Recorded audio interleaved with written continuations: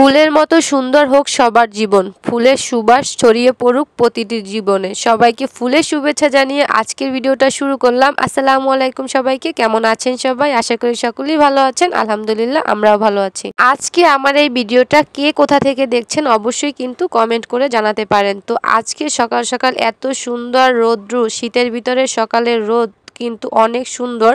আর এভাবে ফুলের দৃশ্য দেখতে কিন্তু অনেক বেশি ভালো লাগে। আর গ্রামে এসে আমার পালিত করা প্রথম মুরগি, এর আগে আমি কখনো মুরগি লালন পালন করিনি।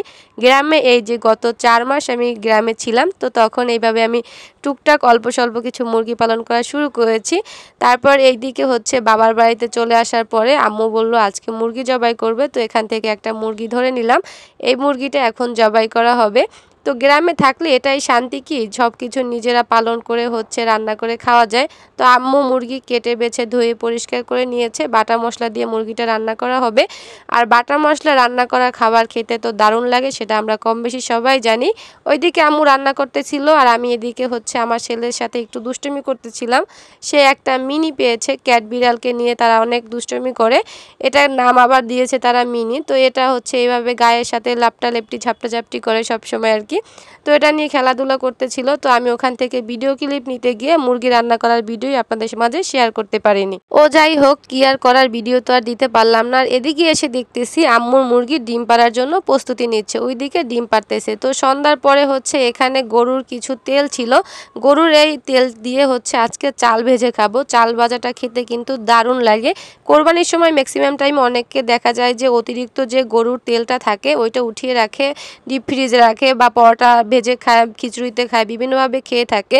আপনারা চাইলে যদি আপনার বাসায় এরকমের অবশিষ্ট তেল থেকে থাকে তাহলে কিন্তু চাইলে এরকমের হচ্ছে চাল ভেজে খেতে পারেন।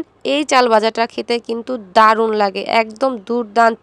তো সন্ধ্যায় খাওয়া দাওয়া শেষ করার পর এখানে আমি একটু ছোট্ট একটা ফ্রক তৈরি করব।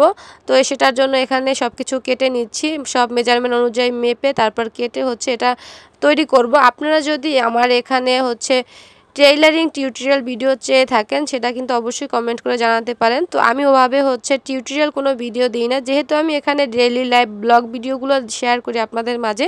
তো আপনারা যদি চান যে পুরো ডিজাইনগুলো দেখতে তাহলে কিন্তু অবশ্যই কমেন্ট করতে পারেন, তাহলে আমি পুরো ডিজাইনে হচ্ছে ভিডিওগুলো আপনাদের সাথে শেয়ার করব। কারণ এভাবে ভিডিও তৈরি করা টেইলারিং কাজের একটু সময় সাপেক্ষ ব্যাপার আর একটু ঝামেলাও হয়।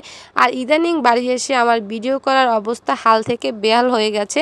এক তো আমি ঠিকমতো ভয়েস দিতে পারতেছি না, বাইরে প্রচুর পরিমাণে নয়েজ, তার উপরে হচ্ছে ঠিকমতো ভিডিও মেক করতে পারতেছি না, আপনাদের সাথে কি শেয়ার করব। যার কারণে যখন যতটুক পারছি জয় ভিডিওটাই নিতেছি না কেন, ওই ভিডিওটা জোড়াতালি লাগাই হচ্ছে এখন আপনাদের মাঝে শেয়ার করতেছি। গত 3 মাস ধরে তো কোনোই ভিডিও দিতে পারি না, এখন আবার কন্টিনিউ করার চেষ্টা করছি, সবাই সাথে থাকে।